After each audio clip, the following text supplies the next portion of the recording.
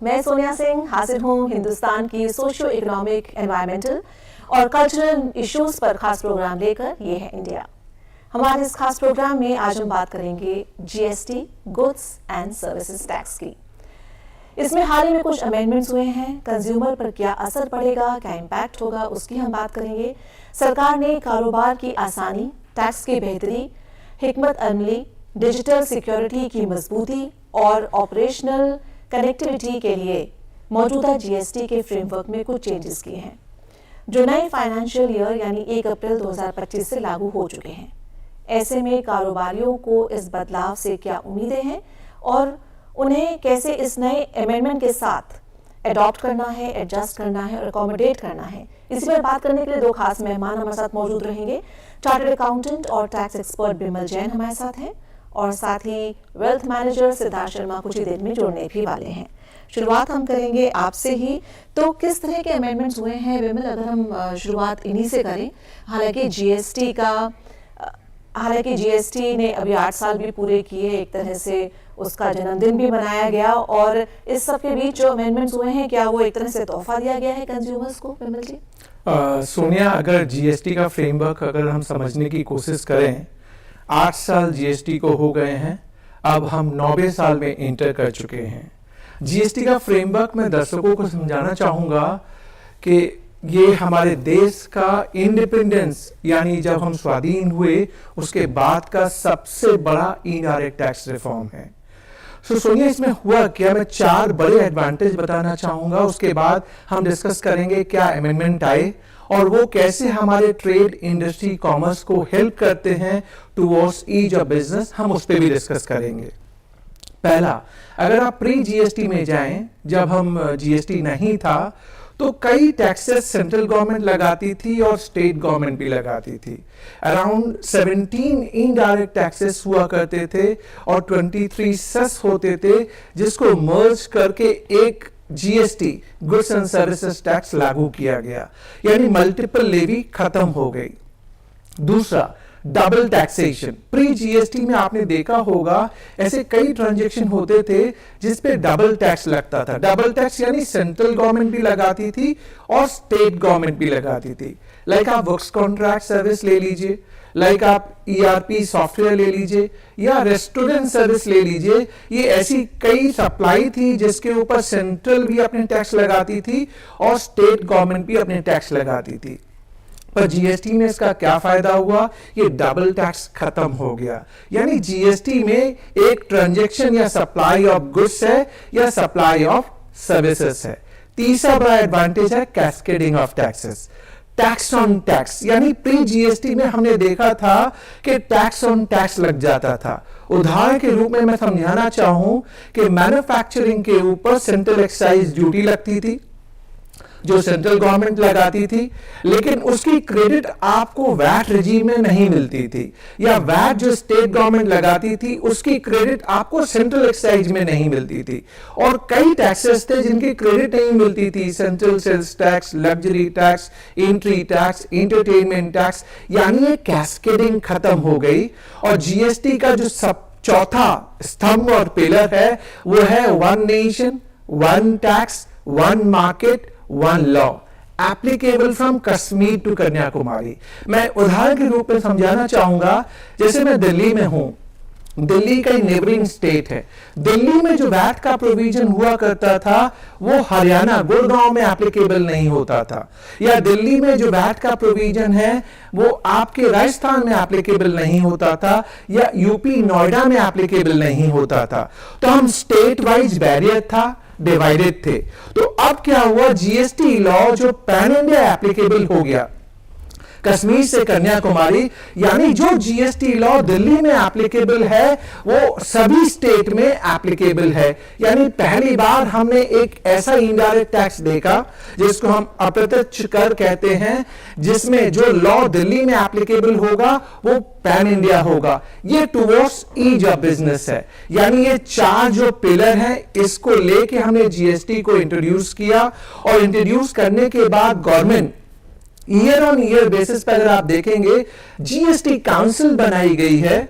और सुनिए, GST council के चेयरमैन है हमारे ऑनरेबल फाइनेंस मिनिस्टर जो चेयरमैन हैं, और स्टेट के जितने भी फाइनेंस मिनिस्टर होते हैं वो सारे जीएसटी काउंसिल के मेंबर हैं। यानी जीएसटी काउंसिल नॉर्मली एक क्वार्टर में एक मीटिंग करती है और जो भी जीएसटी रिलेटेड चेंजेस उन्हें करने होते हैं वो सारे चेंजेस जीएसटी काउंसिल की रिकमेंडेशन से होते हैं।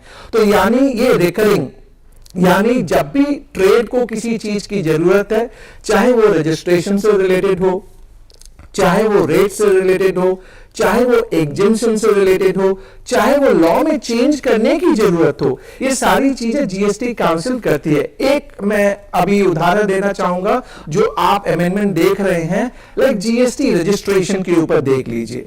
जीएसटी रजिस्ट्रेशन में आज लोगों को कई बार ये डाउट होता है कि मुझे जीएसटी में कब रजिस्ट्रेशन लेना है। तो मैं दर्शकों को बताना चाहूंगा कि अगर आप with in the state supply of goods कर रहे हैं तो आपकी लिमिट होगी 40 लाख रुपए, यानी एग्रीगेट टर्नओवर लिमिट होगी 40 लाख रुपए। अगर 40 लाख रुपए से ऊपर आपकी टर्नओवर है तब आपको जीएसटी में रजिस्ट्रेशन लेना है। और अगर सर्विसेज में आप डील करते हैं तो इसकी लिमिट है 20 लाख रुपए।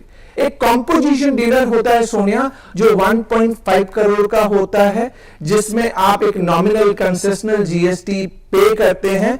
बट ये सारी लिमिट इसलिए एप्लीकेबल होती है कि आपको देखना पड़ेगा कि आपको जीएसटी में रजिस्ट्रेशन कब लेना है और रजिस्ट्रेशन के फायदे और नुकसान। कई बार आप इसको नुकसान की बात करते हैं, पर सुनिए ऐसा नहीं कि उसमें कोई नुकसान है। जीएसटी में अगर आप रजिस्टर्ड हैं तो उसका फायदा क्या होता है, जो भी आप परचेज करके लेके आते हैं और उस पे जो भी जीएसटी आपने पे किया है उसकी आपको क्रेडिट मिलती है। और इस क्रेडिट को आप अपने आउटपुट टैक्स से यूटिलाइज कर सकते हैं। उस सब पर करेंगे चर्चा, साथ साथ जो प्रॉब्लम्स लोगों को हो रही हैं, उन इश्यूज को कैसे ठीक किया जा रहा है और आगे होगा, उस पर भी करेंगे। लेकिन सिद्धार्थ भी जुड़ चुके हैं। वेलकम सिद्धार्थ, जीएसटी की बात हो रही है, अमेंडमेंट्स की बात हो रही है, लेकिन एक सवाल जो लगातार सबको पिंच करता है वो ये कि एसेंशियल गुड्स पर बहुत हाई जीएसटी है। और जिस तरह का कंपैरिजन अगर हम करें प्रोडक्ट्स में, फॉर एग्जांपल अगर हम हवाई चप्पल से लेकर कार, जिस तरह की एफएम भी बात करती हैं कि इस सेम जीएसटी नहीं हो सकता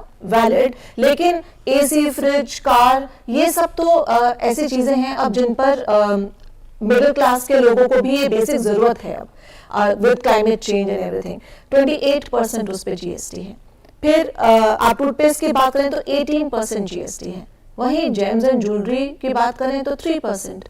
तो इसको लेकर क्या रैशनलाइजेशन है, क्या रैशनैलिटी लॉजिक है, जो क्लासिफिकेशन डिस्प्यूट है with in the two ranges, उसको लेकर अभी क्या चल रहा है, और साथ ही जो अल्कोहल, पेट्रोल, रियल एस्टेट, इन सब की अगर हम बात करें, जब अगर हम हाई जीएसटी की बातें कर रहे हैं तो ये सब कब इंक्लूड होंगे, कॉम्पेंसेशन सेस जब खत्म होगा टोबैको पर तो क्या रेट्स इंक्रीज होंगे या वही रहेंगे, अगर आप इससे बताएं तो।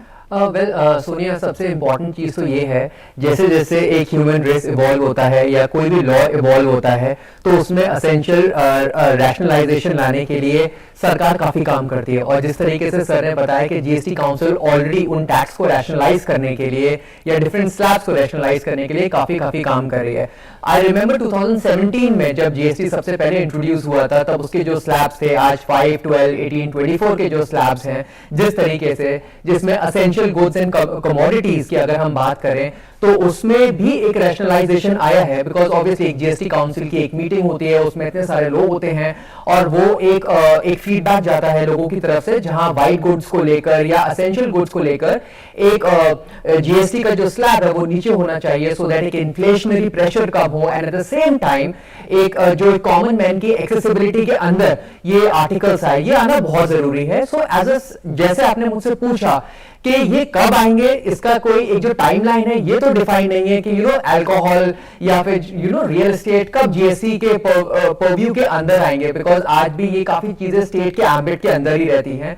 But yes, in on the contrary अगर मैं आपको ये बोलूं कि rationalisation of the GST rates तो काफी कुछ ऑलरेडी हो चुका है, लेकिन हाँ अभी भी काफी ऐसी चीजें हैं जहां पे सरकार को काफी निरंतर फीडबैक्स मिल रहे हैं और वो उस पर काम भी कर रही है, जहां असेंशियल गुड्स एंड कमोडिटीज को लोएस्ट टैक्स स्लैब्स में जो उन्होंने 5% या 0% की जो बात कर रहे हैं उसमें रखने की ये लोग चर्चा कर रहे हैं, and at the same time उसको एक्सेसिबल बनाने के लिए भी काफी कुछ बात कर रहे हैं। सो जो एक जिस तरीके की जो एक जीएसटी की जो जेनेसिस थी 101st कॉन्स्टिट्यूशनल अमेंडमेंट एक्ट के दौरान, जहां वो कह रहे थे कि हमें एक सिंप्लीफिकेशन ऑफ द टैक्स चाहिए, तो in fact to a great extent वो तो ऑलरेडी हो चुका है, जहां मल्टीप्लिसिटी ऑफ टैक्सेस नहीं है, टैक्स एम्बिट जो है वो कम हो रहा है, वन स्टॉप सोल्यूशन बन रहा है चीजों को लेकर।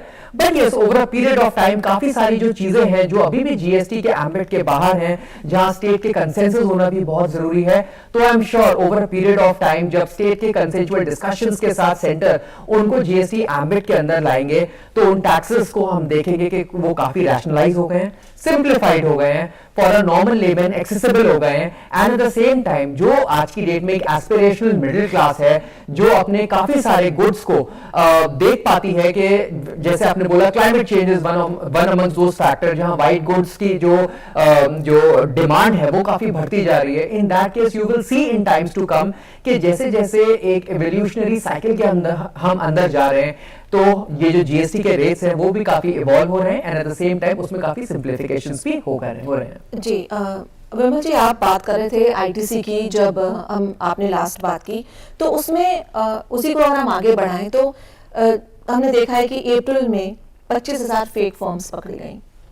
फिर ये आंकड़ा सब सरकारी आंकड़ा है, 62,000 करोड़ का फ्रॉड आईटीसी पकड़ा गया।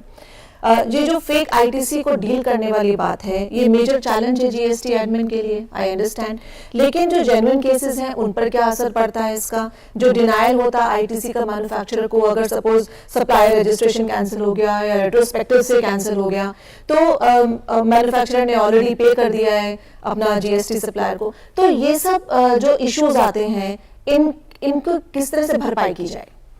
देखिए, जीएसटी के इवोल्यूशन में ये इम्पोर्टेंट है समझना कि जो अभी फेक फर्म पकड़ी गई हैं और जिसकी वजह से जीएसटी का रेवेन्यू लॉस गवर्नमेंट को हुआ है, इसका इम्पैक्ट क्या है। तो मैं थोड़ा सा आपको बेसिक समझाऊं कि मान लीजिए अगर आप जीएसटी में हैं और रजिस्टर्ड हैं, तो पहले आपने रजिस्ट्रेशन लिया होगा, तो आप अपने परचेज के ऊपर जीएसटी पे करते हैं, उसकी आपको क्रेडिट मिलती है।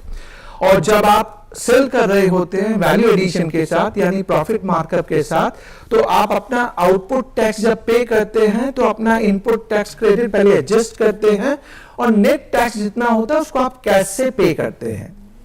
ये तो सिंपल मेथोडोलॉजी है जो जीएसटी की बात करता है। जीएसटी जो destination based consumption tax, value added tax है। लेकिन आपके उस क्वेश्चन का आंसर मैं करूंगा कि जो फेक फर्म पकड़ी गई, ये फेक फर्म है क्या?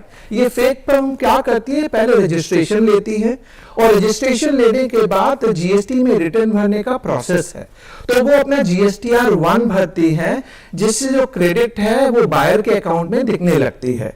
लेकिन कई बार वो टैक्स का पेमेंट नहीं करती, या जहां पे उन्हें रजिस्ट्रेशन लिया वो वहां से बिजनेस ही नहीं करती। उनका पर्पस जीएसटी में आने का ये था कि जस्ट जो फेक क्रेडिट है उसको सप्लाई चेन में डाला जाए। तो आपने जो अभी एस्टिमेटेड 62,000 करोड़ रुपए की बात की है, ये उससे भी बड़ा फिगर है। तो गवर्नमेंट के लिए सबसे बड़ी चैलेंज क्या हो रही है आज की डेट में? अगर ये अमाउंट जो फेक आईटीसी है सप्लाई चेन में आ गया, गवर्नमेंट को तो मिला नहीं, गवर्नमेंट तो रेवेन्यू कलेक्ट किया ही नहीं, तो एक ग्रॉस लॉस है और प्लस आईटीसी सप्लाई चेन के अंदर प्ले कर रहा है। तो ऐसे केस में गवर्नमेंट आज की डेट में स्टेप्स ले रही है। क्या स्टेप्स ले रही है? वो फिजिकल वेरिफिकेशन करवाती है, जहां पे आपने रजिस्ट्रेशन लेना है, वो आधार बायोमेट्रिक आधार ऑथेंटिकेशन आपका करवाती है। वो आपकी जो आइडेंटिटी है, जिसमें आधार कार्ड की जरूरत है, पैन कार्ड की जरूरत है, या जिस प्रेमाइसेस से आप रजिस्ट्रेशन ले रहे हैं उसकी आपके पास ओनरशिप प्रूफ होनी चाहिए। अब यह करना क्यों जरूरी है? इससे यह प्रूफ हो जाए कि जो बंदा जीएसटी में रजिस्ट्रेशन ले रहा है वो फेक नहीं है, वो जेन्युइन है, और बाकी वो supply of goods and services में प्ले करना चाहता है। लेकिन आप बायर के लिए सोचिए, आज कई बार आपने एक और क्वेश्चन में जोड़ा था कि कई बार सप्लायर का रजिस्ट्रेशन रेट्रोस्पेक्टिव डेट से कैंसिल कर दिया जाता है। क्यों कर दिया जाता है? क्योंकि वो सप्लायर फेक है, नॉन एग्जिस्टेंट है, उसने सिर्फ GSTR1 भरा, अपना टैक्स का पेमेंट कभी किया ही नहीं, तो उसका रजिस्ट्रेशन क्वाइट ऑब्वियस है, रिट्रोस्पेक्टिव डेट से कैंसिल होगा। लेकिन उसने जितनी भी सप्लाई की होगी उसके बायर की क्रेडिट डिस्प्यूटेड हो जाती है, क्योंकि उसका टैक्स गवर्नमेंट को तो मिला नहीं। इसलिए बायर के लिए भी चैलेंज होता है सप्लाई चेन में कि फेक सप्लायर से अगर उसने परचेज की है तो उसकी इनपुट टैक्स क्रेडिट डिनाई हो सकती है। यानी जो भी बायर हैं जब वो परचेज करें, सप्लाई ले, तो उस सप्लायर का स्टेटस GSTN पोर्टल पे जाके चेक करें कि वो सप्लायर एक्टिव है या नहीं है, कब से उसने रजिस्ट्रेशन लिया है, वो अपने रिटर्न भर रहा है कि नहीं भर रहा, टैक्स का पेमेंट कर रहा है कि नहीं कर रहा। तो ये जो प्रोसेस है जिसको आज की डेट में स्ट्रेंथन किया जा रहा है, उसका पर्पज ही ये है, टू फोल्ड है। गवर्नमेंट का रेवेन्यू जो लॉस हो रहा है उसको प्रोटेक्ट किया जाए, और जो रजिस्ट्रेशन दिया जाए वो उन्हीं जेन्युइन लोगों को दिया जाए जो सप्लाई चेन में काम करना चाहते हैं, जिसे इनपुट टैक्स क्रेडिट जो बायर लेना चाहता है उस पे कभी कोई डिस्प्यूट ना हो। बिल्कुल, तो जो चेंजेस हो रहे हैं यानी कि उसके साथ साथ आपको भी बहुत ध्यान रखना है कि आप किससे सामान खरीद रहे हैं, कोई फेक फॉर्म तो नहीं है, बहुत सारा होमवर्क आपको भी करना पड़ेगा ताकि आप धोखा ना खा सके। लेकिन जो धोखा खा चुके हैं उनके लिए क्या किया जाए? सिद्धार्थ, 8 साल पहले GST 8 साल पहले करीब 65 लाख टैक्स पेयर्स थे, और GST आने के बाद अब हम देखें तो है करीब 1.5 करोड़। तो बहुत पॉजिटिवली लिया है GST को, एक बहुत बड़ा टैक्स रिफॉर्म था। आई थिंक इंडिया का सबसे बड़ा टैक्स रिफॉर्म GST ही था। यूजर्स बढ़ते हैं, समस्या बढ़ती है, हाई कोर्ट में अगर हम देखें तो केसेस पे केसेस भरे हुए हैं और बैकलॉग बढ़ता जा रहा है, अर्जेंसी को लेके कंपनीज लगातार परेशान हो रही हैं। ये जो GST एपिलेट ट्रिब्यूनल की बात हो रही थी, अब जब उसको मंजूरी मिल गई है, आपको लगता है इससे अब फर्क पड़ेगा या प्रोसेस, ये क्योंकि ये तो लास्ट स्टेप ही होगा एपिलेट का? वेल, एपिलेट अगर आप कॉन्स्टिट्यूशन के हिसाब से देखें, जो एपिलेट ट्रिब्यूनल्स का जो एक फॉर्मुलेशन की जो एक जेनेसिस थी या जो थीम थी, वो ये थी कि एक speedy justice, speedy hearing of services और complaints and speedy streamlining of the processes.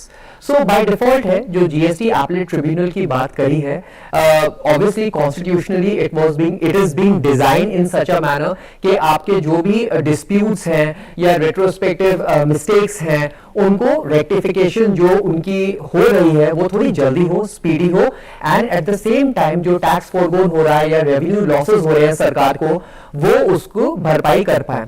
Now the point is कि ये इसका जो कॉम्पोजिशन होगा वो किस तरीके से होगा, उसमें हम देख पाएंगे कि कॉन्स्टिट्यूशन में काफी क्लियरली मेंशन है कि एक एग्जीक्यूटिव बॉडी होती है जो GST जो इस एपिलेट ट्रिब्यूनल की हियरिंग करेगी, and at the same time इसमें जितने भी लिटिगेंट्स होंगे या जितने भी डिस्प्यूटेड पार्टीज होंगी वो आएंगी, वो अपनी समस्या को साथ रखेंगी, and by the formation of this tribunal हम देखेंगे जो स्पेशलाइज्ड केसेस रिगार्डिंग जो GST है वो स्पीडी तरीके से रिजॉल्व भी हो पाएंगे। So just as I rightly said, जैसे जैसे हम इवॉल्व करते हैं वैसे वैसे समस्याएं बढ़ती हैं, वैसे वैसे टैक्स स्लैब्स में प्रॉब्लम आ रही है, किन आइटम्स को एग्जिट करनी है, किन आइटम्स को एंट्री लेनी है अपने स्लैब्स के अकॉर्डिंगली, कौन से इनपुट टैक्स क्रेडिट में क्या प्रॉब्लम आ रही है, जैसे सर ने बताया अभी फेक फॉर्म्स को लेकर। So these are new type of challenges which are now coming into the picture. तो बाय डिफॉल्ट इनको इन प्रॉब्लम्स को रिजॉल्व करने के लिए एक स्पेशलाइज्ड ट्रिब्यूनल की जरूरत है, और वो जो कि फॉर्मुलेट भी होने वाली है, and at the same time एक स्पीडी जस्टिस भी लोगों को मिलने की काफी प्रोबेबिलिटी है कि काफी जल्दी मिल जाएगा। एब्सोल्युटली।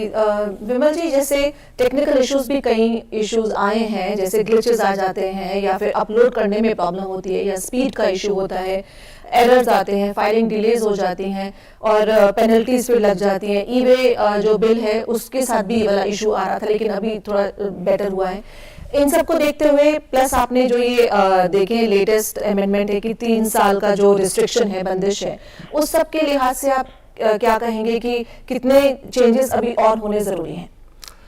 देखिए सोनिया, ये बहुत इंपॉर्टेंट है, हम समझने की कोशिश करें। और आपने कहा भी था कुछ देर पहले कि जब GST आया था तब 65 लाख हमारे रजिस्टर्ड पर्सन थे, और आज की डेट में 1.52 करोड़ यानी 1,52,00,000 रजिस्टर्ड पर्सन है।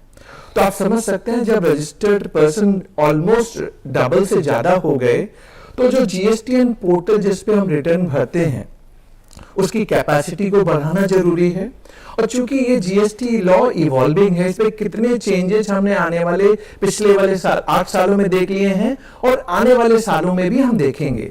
तो जब लॉ इवॉल्विंग होता है तो बहुत सारे चेंजेस हमको GSTN पोर्टल पे करने पड़ते हैं। पर आप क्या सोचते हैं कि कोई लॉ चेंज हो गया और वो पोर्टल पे इमीडिएटली चेंज हो जाएगा? नहीं होगा, वो अपना समय लेगा। तो वो जो समय लेता है उसी दौरान टेक्निकल ग्लिचेस होते हैं, यानी पोर्टल रेडी नहीं है, लॉ आ गया तो पोर्टल तो अपना टाइम लेता है। किसी सॉफ्टवेयर को अगर आपको प्रोग्राम करना है, it takes its own time, तो उसकी वजह से टेक्निकल ग्लिचेस आते हैं। पहले ई-वे बिल पोर्टल पे जो ग्लिचेस आते थे, तो आप देखिए जब GST जुलाई 2017 में आया तो ई-वे बिल एकदम इमीडिएटली इंप्लीमेंट नहीं किया गया। पहले वो टेस्ट बेसिस पे 1 अप्रैल 2018 से स्टार्ट किया गया, फिर उन्हें 1 जुलाई 2018 से इसको इंप्लीमेंट किया। यानी गवर्नमेंट भी इसको फेज मैनर में स्टार्ट कर रही है और इंटीग्रेट कर रही है। जो चैलेंजेस हमने 5 साल पहले देखे या 6 साल पहले देखे वो आज की डेट में नहीं है, वो रिजॉल्व हो रहे हैं। तो यानी जो इवोल्यूशन है जिसकी वजह से ये ट्रांजिशन टाइम आता है जिसमें ये चेंजेस आते हैं, तो ये सारे के सारे आप ठीक हो रहे हैं। गवर्नमेंट ने ये भी किया साथ साथ कि मान लीजिए आप किसी भी वजह से अपना रिटर्न नहीं भर पाए, कोविड-19 हम सभी को याद है, कोविड-19 में सबका बिजनेस बंद था, ऑफिसेस बंद थे और हमें रिटर्न भरने में टाइम भी चाहिए था। तो गवर्नमेंट ने उस टाइम पे इंटरेस्ट के रेट लिबरलाइज किए, पेनाल्टी को माफ किया और जहां भी टेक्निकल ग्लिचेस की वजह से पेनाल्टी लगाई गई है, GST काउंसिल ने प्रिंसिपली डिसाइड किया है कि ऐसी पेनाल्टी नहीं लगेगी। बट आपने अभी कुछ देर पहले कहा कि 3 साल की एक लिमिटेशन डाली गई है, वो क्या है सोनिया? देखिए आज जब हम रिटर्न भरते हैं तो रिटर्न की तय सीमा होती है।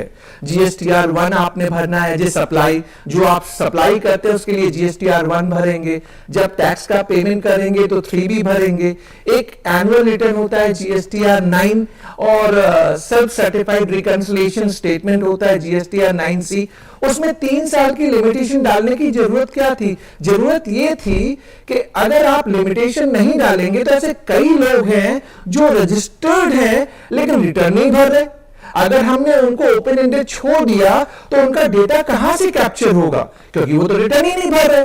तो यानी आपको एक टाइम लिमिट उनके लिए डालनी पड़ेगी कि भाई आपको 3 साल का समय दिया जाता है from the due date of furnishing return, चाहे वो 1 हो, 3B हो, 9 हो, 9C हो, उस दौरान आप भर दीजिए। उस भरने से क्या होता है, एक तो टैक्स पेयर को फायदा होता है, उसका डेटा कैप्चर हो गया, रिकंसाइल हो गया और गवर्नमेंट को भी डेटा मिल गया। यानी आने वाले टाइम में किसी भी तरह का डिस्प्यूट, मान लीजिए ऑडिट होती है, मान लीजिए इंस्पेक्शन होता है, मान लीजिए सर्च होती है, अगर आपने रिटर्न भरा होगा तो नहीं होगा।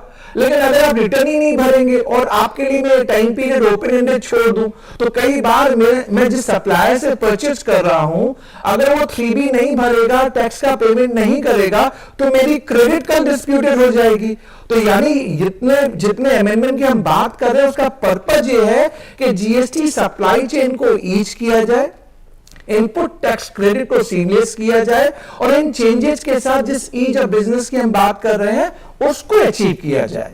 बिल्कुल, लेकिन जितने ये सारे GST के अलग अलग फॉर्म्स वगैरह भी हैं, कंप्लायंस कितना इजी कितना डिफिकल्ट आपके जो क्लाइंट्स हैं उनको लगता है, और साथ ही रिफंड के जो इश्यूज होते हैं, वर्किंग कैपिटल का इशू आ जाता है, अब किसी को ग्रोथ अपॉर्चुनिटीज हैं वहाँ पे फंस जाते हैं, कई बार अकाउंट सील हो जाता है, रिफंड्स टाइम पे नहीं आते, डिले हो जाते हैं और धंधा कैसे करें एक तरह से क्योंकि आपका सब फंसा हुआ है, वर्किंग कैपिटल इश्यूज हो गए हैं। तो इन सब को देखते हुए किस तरह से सरकार मदद कर रही है? मुझे ऐसा लगता है कि जिस तरीके से ये जो फॉर्म्स बनी गए हैं, हर एक फॉर्म का अपना एक यूटिलिटी है और हर एक फॉर्म जिस तरीके से सर ने बताया, GSTR 1, GSTR 3B, 9, GSTR 9C, ये सारे जितने भी फॉर्म्स हैं ये GST को सिंप्लीफाई करने के लिए ही बनाया गया है, जिसके एम्बिट के अंदर लोग अपने टैक्सेस भरते हैं, उन कंप्लायंसेस को मीट करते हैं and at the same time data reconcile होता है, सरकार तक वो डेटा पहुंचता है एंड जो फेक या बोगस लोग हैं, जो ऑलरेडी इनपुट टैक्स क्रेडिट के सप्लाई चेन में जो एंट्री ले लेते हैं बट टैक्स नहीं पे करते हैं, वो भी पकड़े जाते हैं। इनफैक्ट द होल आइडिया, जितने ये जो एक्स अमाउंट ऑफ आपने जो बोगस जो आपने बताया है कि जो लोगों ने फेक जो रिसिप्ट्स जो अवेल की हैं, ये जो डेटा जो पकड़ा गया है वो this is just because of the fact कि उन्होंने एक पार्ट ऑफ GSTR1 भरा है बट रिमेनिंग पार्ट नहीं भरा है। As a result of it they were being caught. तो the whole idea is that in order to make the supply chains more streamline, in order to make it more simplified, that is the reason कि ये इतने सारे GSTR1, GSTR3, GSTR9 ये सारे के सारे forms भरे गए हैं। So coming back to the point, ये फॉर्म्स भरना तो बहुत जरूरी है। ये इनफैक्ट ये चीजों को ही सिंप्लीफाई कर रहा है at the back and front end level, streamline भी कर रहा है। And more importantly in the coming time जैसे जैसे कॉम्प्लेक्सिटीज बहुत बढ़ती जा रही है, चाहे वो टेक्नोलॉजिकल ग्लिचेस की वजह से हो, चाहे वो सप्लाई चेन के वजह से हो, चाहे वो wrong intention of the buyer या सप्लायर है जो कि ऑलरेडी जीएसटी के एम्बिट में आ रहा है, तो उन सबको मद्देनजर रखते हुए taking all those things into the consideration ये फॉर्म्स बने हैं। इन फॉर्म्स की सूटेबिलिटी, इनकी कंप्लायंस देखी गई है and at the same time लोगों को इनको पॉजिटिवली इनको अवेल करना भी इसलिए जरूरी है सो दैट वो सप्लाई चेन का पार्ट बने रहे और वो जीएसटी के जो भी बेनिफिट्स है उनको ले पाए। विमल जी, यहाँ पर कुछ जो नए स्टार्टअप्स हैं, नए न्यू एज कैटेगरीज कह लो, कुछ नए बिजनेस मॉडल्स हैं, उनको काफ़ी कंफ्यूजन रहता है जीएसटी के रेट्स उन पे ऊपर क्या अप्लाई होते हैं, चाहे वो कैब एग्रीगेटर्स हों या फिर रेंट अ कार टाइप हो या फिर ऑनलाइन गेमिंग इंडस्ट्री हो जो कि बहुत ज़्यादा फैली हुई है आजकल, और कई तो ऑफशोर होते हैं तो वो इवेड ही कर जाते हैं। तो इस सब को कैसे समझा जाए और वार्निंग्स दी जाए, ये सब कैसे होता है? देखिए, जीएसटी में ये समझना बहुत जरूरी है, चाहे आप सप्लाई ऑफ गुड्स में हो या सप्लाई ऑफ सर्विसेज में हो। अब आपने स्टार्टअप की भी बात की है, तो स्टार्टअप एक नया बिजनेस अपना स्टार्ट करता है, वो गुड्स के अंदर भी हो सकता है, सर्विसेज के अंदर भी हो सकता है। तो उसे सबसे पहले आइडेंटिफाई करना है कि वो जो सप्लाई कर रहा है उसके ऊपर कौन सा जीएसटी रेट लगेगा। तो ब्रॉडली अगर आप जीएसटी रेट को देखने की कोशिश करें, एक जीरो जिसको हम निल रेटेड बोलते हैं, निल रेटेड ऐसे आइटम होते हैं जो काफी एसेंशियल होते हैं और गवर्नमेंट उस पर जीएसटी नहीं लगाना चाहती। यानी आज आप पोटैटो और मटर ये सब बाजार से जो खरीदते हैं उस पे कोई जीएसटी नहीं है, एग्जेम्प्टेड है। 3% आपके पास गोल्ड के ऊपर लग गया। नॉर्मल रेट जो होता है 5%, 12%, 18% और 28%। 28% की जो स्लैब होती थी सोनिया, जब हमने स्टार्ट किया था जुलाई 2017 में, तब अराउंड 230 प्रोडक्ट होते थे उसके अंदर। आज कुल उसके अंदर 30 प्रोडक्ट रह गए हैं। यानी गवर्नमेंट रैशनलाइजेशन पे वर्क कर रही है। तो अगर आप फ्रिज की, आपने कुछ देर पहले बात की थी कि रेफ्रिजरेटर है, उस पे फ्रिज, एसी, ये सब की आपने बात की थी, तो यानी बाकी रेट रैशनलाइजेशन की जरूरत है। लेकिन जहां 230 से ज्यादा प्रोडक्ट 28% के स्लैब में होते थे, आज अराउंड 30 रह गए हैं। तो इस बात से ये तो प्रूव हो रहा है कि रैशनलाइजेशन हो रहा है। अब हम सर्विसेज पे आते हैं, जैसे रेंट ए कैब की आपने बात की या ऑनलाइन गेमिंग की बात की, आप किसी भी सर्विस की बात करें, नॉर्मली सर्विस के रेट 18% होते हैं, बट कुछ सर्विसेज हैं जिनके लिए रेट 5% भी एप्लीकेबल है या 12% भी एप्लीकेबल है। आप किसी रेस्टोरेंट में जाइए, रेस्टोरेंट में आपने डाइनिंग आउट किया, खाना खाया पिया, लंच किया, और उस पर क्या जीएसटी रेट लगना चाहिए, एज ए कंज्यूमर आपको जरूर नहीं मालूम होगा, लेकिन जो रेस्टोरेंट चला रहा है उसे मालूम है कि उसका जीएसटी रेट कितना है। बट मैं दर्शकों को समझाना चाहता हूं कि जीएसटी रेट 5% है और उसे कोई आईटीसी नहीं मिलती इनपुट एंड इनपुट सर्विसेज की। ये 5% क्यों किया गवर्नमेंट ने कहा कि कंज्यूमर रोज वहां पे लंच डिनर करने के लिए आता है और आईटीसी की जो बेनिफिट कंज्यूमर को मिलनी चाहिए जो ये नहीं दे पा रहे, तो हमने रेट को कम कर दिया। तो 5% की रेट है। अब लाइक आपने ऑनलाइन गेमिंग की बात की और उसमें आपने एक वर्ड यूज किया ऑफशोर, जो इंडिया से बाहर बैठे हुए हैं और इंडिया में जो बिजनेस कर रहे हैं। बाकी बहुत सारी ऑनलाइन गेमिंग कंपनी हैं जो इंडिया से बाहर बैठ के इंडिया में ऑपरेशन चला रही हैं। उसके लिए सोनिया गवर्नमेंट ने लॉ में यह अमेंडमेंट किया है कि अगर वो ऑफशोर हैं, इंडिया से बाहर हैं और इंडिया में ऑपरेशन चला रहे हैं, तो उनको इंडिया में जीएसटी का रजिस्ट्रेशन लेना पड़ेगा। अगर और जीएसटी का रजिस्ट्रेशन लेते वक्त फिर दिक्कत उनके लिए आएगी कि वो इंडिया में तो है नहीं। तो लॉ ने क्या कहा, तो मैं इंडिया में आके किसी एक बंदे को, किसी एक प्रेमाइसेस को रजिस्टर्ड करवाना पड़ेगा, रिप्रेजेंटेटिव अपॉइंट करना पड़ेगा, जिससे इंडिया ऑपरेशन के ऊपर जो जीएसटी लगना चाहिए, because GST is a destination based consumption tax. जहां इंडियन ऑपरेशन पे आप काम कर रहे हैं और जीएसटी नहीं देंगे, ऐसा तो नहीं चलेगा। तो उन्होंने कहा आप यहां आइए, अपना रिप्रेजेंटेटिव सेलेक्ट कीजिए और जीएसटी का रजिस्ट्रेशन लीजिए और जीएसटी जमा कराइए। ये तो ऑनलाइन गेम। अब आपने कहा रेट इस पे क्या होगा, तो बाकी रेट का जो मैंने आपको समझाने की कोशिश की, आपको ये देखना पड़ेगा कि आप किस सप्लाई में एंगेज है, कौन सी सप्लाई आप कर रहे हैं। और उस दौरान जब हम रेट की बात कर रहे थे, आपने 2 प्रोडक्ट का नाम लिया था, alcoholic liquor for human consumption. इसको जीएसटी से बाहर रखा गया है, ये कभी जीएसटी में नहीं आएगा। ये स्टेट का सब्जेक्ट मैटर है, स्टेट ही इस पे टैक्स लगाएगी। पेट्रोलियम प्रोडक्ट को जरूर बाहर रखा गया, लेकिन पेट्रोलियम प्रोडक्ट को कभी भी जीएसटी काउंसिल ने चाहा, और जीएसटी काउंसिल मतलब सेंट्रल एंड स्टेट दोनों मिलकर बैठते हैं और डिसाइड करते हैं, यानी पेट्रोलियम प्रोडक्ट को जीएसटी में लाया जा सकता है। तो ये जो जीएसटी के रेट की जो क्लैरिफिकेशन है, कई बार अगर आपको डाउट हो, अगर आप सोचे कि इस पे कौन सा जीएसटी रेट लगेगा, आप जीएसटी पोर्टल पे जाइए, उस प्रोडक्ट का नाम डालिए, वो पोर्टल आपको बता देगा इस पे कितना जीएसटी रेट लगेगा। जो स्टार्टअप है, जिनको लगता है कि नहीं हमें स्टार्टअप में कब रजिस्ट्रेशन लेना है, तो मैंने आपको थ्रेशोल्ड बता दिया, उस पे रेट क्या एप्लीकेबल है। आप पोर्टल की हेल्प डेस्क पे जाइए, वो आपको आपके सारे क्वेश्चन का आंसर करेगा। मतलब जो भी क्लासिफिकेशन डिस्प्यूट्स है वो खत्म हो जाएंगे। डेफिनेटली यस, और ये पोर्टल पे अवेलेबल है। सोनिया उन्होंने क्या फीचर अवेलेबल कर दिया है कि आप प्रोडक्ट का नाम, जैसे पेन आपके हाथ में है, आपको कैसे मालूम पड़ेगा इस पे कौन सा जीएसटी रेट एप्लीकेबल है। आप पोर्टल पे जाइए, पेन लिख दीजिए, वो पेन पे क्या एचएसएन कोड है, क्या रेट एप्लीकेबल है, वो आपको मालूम पड़ जाएगा। हाँ, इसके लिए आपको थोड़ा पोर्टल पे जाना है और चेक करना है, वेरीफाई करना है। यानी जब भी आप रजिस्ट्रेशन लें और जिस प्रोडक्ट में आप डील कर रहे हैं या जिस सर्विसेज में आप डील कर रहे हैं, उसके रेट तो आपको मालूम होना चाहिए, उसके क्लासिफिकेशन, चाहे वो एचएसएन फॉर गुड्स हो, एसएससी फॉर सर्विसेज हो, वो बेसिक नीड होती है जो आपको मालूम होनी चाहिए। तो एजुकेशन पर किस तरह का इसका इम्पैक्ट है इन रेट्स का, वो मैं आपसे पूछूंगी, लेकिन इस बीच में सिद्धार्थ से पूछती हूँ। सिद्धार्थ, जो इतना सारा डेटा है, उस डेटा को कैसे माइन किया जाता है, और स्पेशली डिजिटाइजेशन का ज़माना है, एआई का ज़माना है, तो ये कुछ पॉलिसी चेंजेस होंगी डेटा ड्रिवन या क्या? वेल, द होल कॉन्सेप्ट जो एक मेटा डेटा का है वो यही है। इनफैक्ट डेटा माइनिंग एक बहुत इंपॉर्टेंट एक सब्जेक्ट बन चुका है, जहां not only the public on people but private participation भी बहुत ज्यादा आ रहा है उस डेटा को माइन करने के लिए। और यही रीजन है कि आज ये जो जीएसटी पोर्टल्स हैं उसको रोबोस्ट बनाने के लिए, उसमें टेक्नोलॉजिकल ब्रेक थ्रू एआई के थ्रू लाने के लिए, प्रॉपर डेटा माइनिंग करने के लिए, ये देखने के लिए कि फॉरवर्ड बैकवर्ड लिंकेजेस प्रॉपर तरीके से काम हो रहा है या नहीं हो रहा है, इसके लिए भी सरकार बहुत काम कर रही है। और इसका एक लाइव एग्जांपल मैं आपको अभी देना चाहता हूं।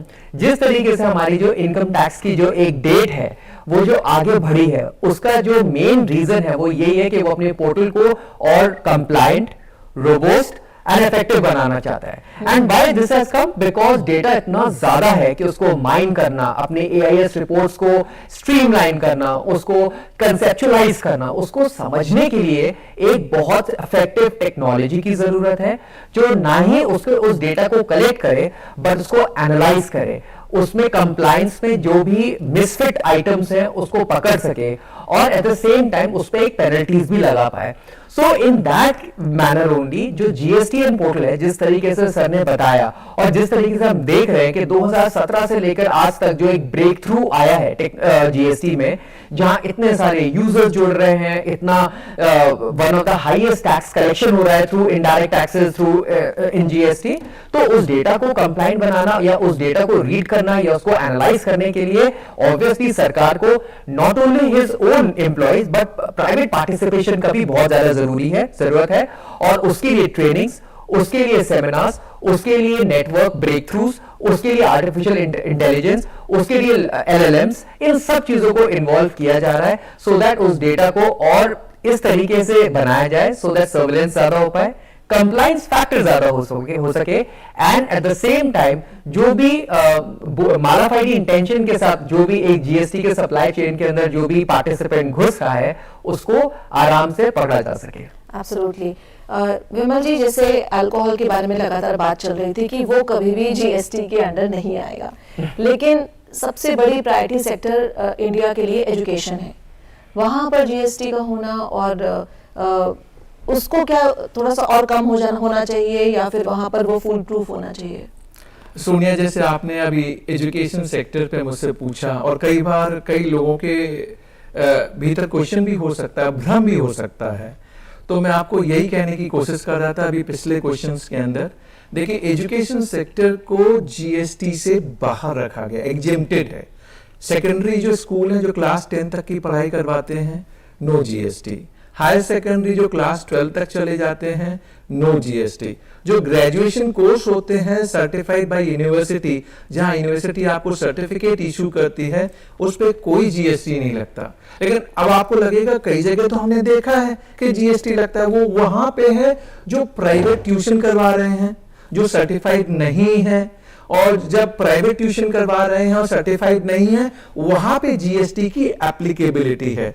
तो हमें क्लैरिटी के साथ समझना पड़ेगा, जो बेसिक नीड है एजुकेशन की, उसके ऊपर जीएसटी नहीं है। यानी अगर आप कोई भी प्राइवेट कोर्स लॉन्च करके बैठे हैं और एमबीए काइंड ऑफ स्टफ आपने कोई चालू करा दिया जिसकी कोई सर्टिफाइड डिग्री नहीं मिलती किसी यूनिवर्सिटी से, तो उसको सर्टिफाइड कोर्स भी नहीं माना जाता। वो तो जस्ट आप अपने स्किल सेट को इंप्रूव करने के लिए वो सारे प्राइवेट कोर्स अटेंड करते हैं, वहां पे जीएसटी की एप्लीकेबिलिटी है। पर मैं यहां एक और चीज समझूं, जहां पे ये कॉम्पिटिटिव जितने भी प्राइवेट सेक्टर एजुकेशन सेक्टर में है, वो जीएसटी अगर चार्ज करते हैं तो अल्टीमेटली जो पढ़ रहा होता है उसे ही चार्ज कर रहे होते हैं। अब आप ये जरूर कह सकते हैं कि उसके जीएसटी रेट को कम किया जाए। हाँ, इस पे बात हो सकती है कि 18% की जगह 12% कर दिया जाए, ये वाली बात मुझे समझ में आती है। तो इसके लिए रेट रैशनलाइजेशन की हम बात करते हैं। तो मैं आपको सोनिया आपके माध्यम से दर्शकों को भी बताना चाहूंगा कि 56 जीएसटी काउंसिल मीटिंग प्लान है। मे बी मानसून सेशन जो अभी चल रहा है उसके बाद 56 जीएसटी काउंसिल मीटिंग बैठेगी। उसमें एक सबसे बड़ा एजेंडा है वो रेट रैशनलाइजेशन का। और गवर्नमेंट अब क्या प्लान कर रही है, जो 5%, 12%, 18%, 28% जो 4 स्लैब है, पहले वो 12 और 18% के स्लैब को मर्ज कर देना चाहती है। यानी ये 12 और 18 का जो क्लासिफिकेशन डिस्प्यूट जो होता है उसको खत्म कर देना चाहती है। पर गवर्नमेंट ये भी देख रही है उसको खत्म करके, मान लीजिए आज की डेट में आपका जीएसटी स्लैब 12% है, कल मान लीजिए ने मर्ज करके इसको 15% कर दिया और आपको 15 में ले आए, तो आप कहेंगे मेरे ऊपर तो 3% का इंसिडेंस बढ़ गया। लेकिन किसी का अगर 18 होगा तो उसको तो फायदा हो गया, 3% कम हो गया। तो गवर्नमेंट को अपना रेवेन्यू भी देखना है कि मेरा रेवेन्यू हैम्पर ना हो, और प्लस हम जो रेट रैशनलाइजेशन की बात कर रहे हैं वो सिंप्लीफाइड हो जाए। सो मैंने आपसे कहा भी था कि अब तक 55 जीएसटी काउंसिल मीटिंग हो गई है, और जीएसटी काउंसिल मीटिंग में इन्हीं बातों पर चर्चा होती है कि ट्रेड, इंडस्ट्री, कॉमर्स को किस चीज की जरूरत है। आज रेट एक बहुत बड़ा मुद्दा है। तो एजुकेशन सेक्टर में जैसे अगर आपने क्वेश्चन मुझे रेज किया, तो हाँ ऑफ कोर्स ये हो सकता है कि भाई ठीक है, जो प्राइवेट सेक्टर एजुकेशन में है जिन पे जीएसटी लगता है उसको हम 18 से 12 पे ला सकते हैं क्या? हाँ, ये डिस्कशन हो सकता है। तो इसके लिए उस सेक्टर को आगे आना पड़ेगा, और जो इंसिडेंस जीएसटी का पड़ रहा है उसके लिए उनको एक प्रोजेक्ट बना के जीएसटी काउंसिल को देना पड़ेगा। उन्हें बताना पड़ेगा कि इसके जीएसटी रेट कम क्यों होने चाहिए, इसकी वजह क्या है। और जीएसटी काउंसिल सुन रही है, तभी तो मैंने आपको बताया 28% के स्लैब में 230 से ज्यादा प्रोडक्ट होते थे, जहां आप 30 के आसपास रह गए हैं। ये कैसे हुए? इंडस्ट्री ने रिप्रेजेंटेशन दिया, जीएसटी काउंसिल ने सुना, उनको 28% की स्लैब से निकाल के 18% में या 12% पे ले गए। तो आने वाले टाइम में इस तरह की चीजें ऑलवेज ओपन है। ऐसा नहीं है कि एक बार बजट आता है, यूनियन बजट आपने देखा होगा 1 फरवरी को आता है, जिसमें पहले हम ईयरली बजट देखते थे। अब जीएसटी में ऐसा नहीं है। आप जीएसटी काउंसिल को अपना रिप्रेजेंटेशन भेजिए और वो आपकी बात सुनती है, अगर जस्टिफाइड है they will take the measure and recommendation accordingly. मुझे याद है कि जब बजट आता था तो हर कोई इंतजार करता था कि इनडायरेक्ट टैक्सेस की कब अनाउंसमेंट होगी, और सब वेट करते थे। लेकिन अब तो जीएसटी की वजह से कुछ ऐसा होता ही नहीं। लेकिन सिद्धार्थ, जीएसटी के आने के बाद जो डायरेक्ट टैक्स रेवेन्यू है उस पर कितना असर पड़ा है? वेल, डायरेक्ट टैक्स और इनडायरेक्ट टैक्सेस दोनों एक अलग तरीके से काम करते हैं। जिस तरीके से सरकार ने इनडायरेक्ट टैक्सेस को रैशनलाइज करने के लिए एक गुड्स एंड सर्विस टैक्स, या फिर इसको मुझे बोलना चाहिए एक सिंप्लीफाइड टैक्स का जिस तरीके से सरकार ने एक आवंटन किया है, उसी तरीके से अगर हम एक डायरेक्ट टैक्स के बारे में बात करें तो सरकार ने उसको भी रैशनलाइज करने के लिए काफी सारे काम किए। और इनफैक्ट इस फाइनेंशियल ईयर में तो जिस तरीके से एक 12 लाख तक का जो एग्जेम्पशन जो सरकार ने दिया है, उससे डायरेक्ट टैक्स भी बहुत कॉम्पिटिटिव हो गया है। तो इन अ सिमिलर मैनर अगर आप देखें, किसी जमाने में आई रिमेंबर कि डायरेक्ट टैक्सेस का जो कॉम्पोजिशन होता था वो इनडायरेक्ट टैक्सेस ज्यादा होता था। बट नाउ जिस तरीके से अब सिंप्लीफाई हो गई हैं चीजें, इनडायरेक्ट टैक्सेस भी काफी कुछ उनका जो कॉम्पोजिशन है वो एक काफी सब्सटैंशियल लेवल पर बढ़ चुका है। और जहां तक आपने डायरेक्ट टैक्स की बात करी है, तो इनफैक्ट ये तो आपने बिल्कुल मुंह से बात छीन ली। जिस तरीके से सरकार ने टैक्स स्लैब्स जो डायरेक्ट टैक्स में ला रहे हैं, जब सर अपने जीएसटी के रेट्स बता रहे थे 5, 12, 18, 28, तो इन द सिमिलर मैनर जिस तरीके से डायरेक्ट टैक्स में भी स्लैब आ गया 0 to 4, 4 to 8, 8 to 12, उससे भी डायरेक्ट टैक्स बहुत कॉम्पिटिटिव हुआ है। और ये बाय द वे हुआ क्यों है? ये इसलिए हुआ है जिससे डायरेक्ट टैक्स के अंदर भी एम्बिट बढ़े, लोग टैक्स पेयर ज्यादा बने, स्ट्रीमलाइनिंग और फॉर्मलाइजेशन ऑफ इकोनॉमी ज्यादा हो, and at the same time लोग उसका बेनिफिट उठा सकें। और वो तभी हो सकता है जब ये सारे के सारे, इनफैक्ट एक टर्मिनोलॉजी होती है इकोनॉमी में जिसको बोलते हैं लैफर्स कर्व, वो चलता ही इस हिसाब से है कि जितना टैक्स एक्सेसिबल होगा या रेट्स एक्सेसिबल होगा, उतना ही कंप्लायंस ज्यादा होगा। तो इन दैट मैनर, चाहे वो जीएसटी हो या वो डायरेक्ट टैक्स हो, सरकार ने एक्सेसिबिलिटी के लिए काफी काम किया है जीएसटी काउंसिल्स के माध्यम से, जहां बहुत सारे एसेंशियल प्रोडक्ट्स एंड सर्विसेज को लोएस्ट टैक्स स्लैब में रखा है। या ऑन द कॉन्ट्ररी, अगर आप जिस तरीके से मुझसे पूछ रहे हैं, डायरेक्ट टैक्स के अंदर एक फॉर्मलाइज करने के लिए इकोनॉमी को या एक नॉर्मल मैन को अपने टैक्स रेट्स को और काफी कॉम्पिटिटिव बनाया है।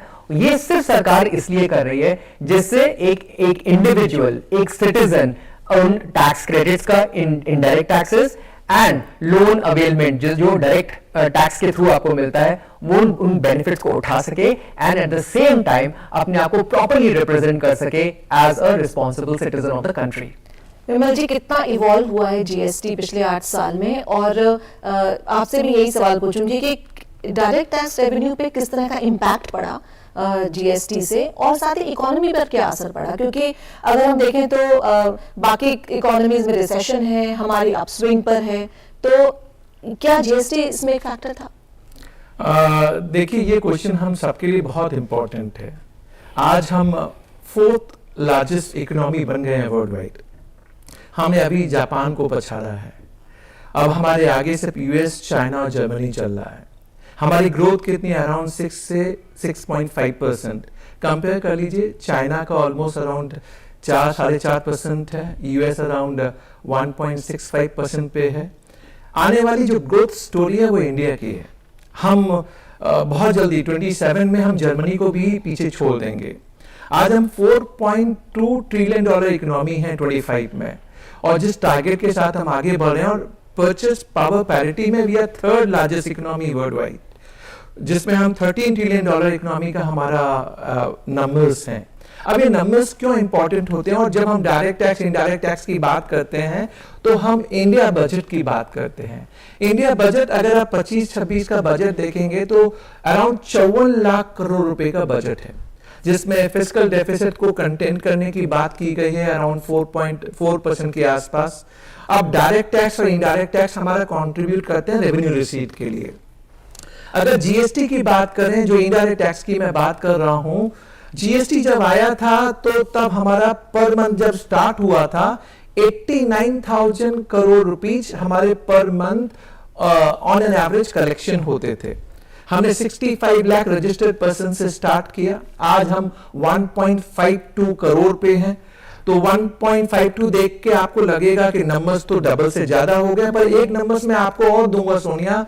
आज एक एमएसएमई सेक्टर है जिसके लिए हमेशा गवर्नमेंट कई स्टेप्स लेती है, माइक्रो स्मॉल मीडियम इंटरप्राइजेस के लिए बहुत वर्क करती है।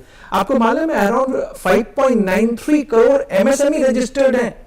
There are 5.93 करोड़ रजिस्टर्ड, और जबकि जीएसटी में हम रजिस्टर्ड हैं ओनली 1.52 करोड़। यानी कितना गैप है?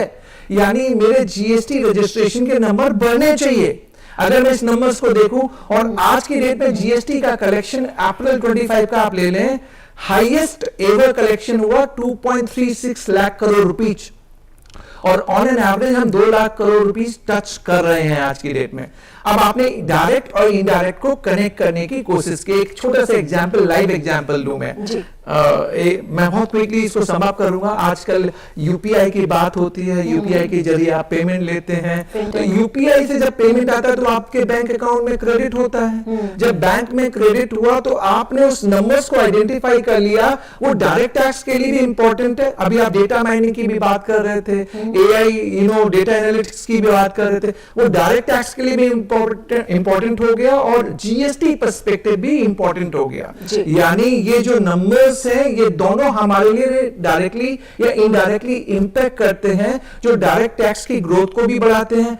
जैसे अभी सिद्धार्थ ने कहा कि 12 लाख रुपए तक का आपका इनकम टैक्स नहीं लगेगा, अगर आप सैलरीड हैं तो 12,75,000 रुपए तक नहीं लगेगा। तो ये जो स्टेप्स लिए जा रहे हैं इस बजट में, जो अनाउंस किए गए हैं, वो towards the expansion of horizon. Tax base मेरा बढ़े, मेरे आईटीआर की फाइलिंग बढ़े, आईटीआर की फाइलिंग बढ़ेगी तो फॉर्मलाइजेशन होगा, कलेक्शन बढ़ेगा, और directly indirectly direct tax indirect tax एक दूसरे के साथ इंटीग्रेटेड होके आने वाले टाइम में जो रेवेन्यू कलेक्शन है, रेवेन्यू रिसीट कलेक्शन है, वो हमारे ग्रोथ में पार्टिसिपेट करेगा। यानी कि जो पर्पस था इसका, ईज ऑफ डूइंग बिजनेस के लिए लाया जा रहा है जीएसटी, वो एक्चुअली सफल हुआ। बहुत बहुत शुक्रिया आप दोनों का स्टूडियो में आने के लिए, इतनी अच्छी जानकारी देने के लिए। तो हमारे इस खास पेशकश में फिलहाल इतना ही। आपको हमारा ये प्रोग्राम कैसा लगा, आप अपनी राय हमें दे सकते हैं। हमारा ईमेल आईडी है ddurduspecials@gmail.com। इसी के साथ पूरी टीम को दीजिए इजाजत। आदाब।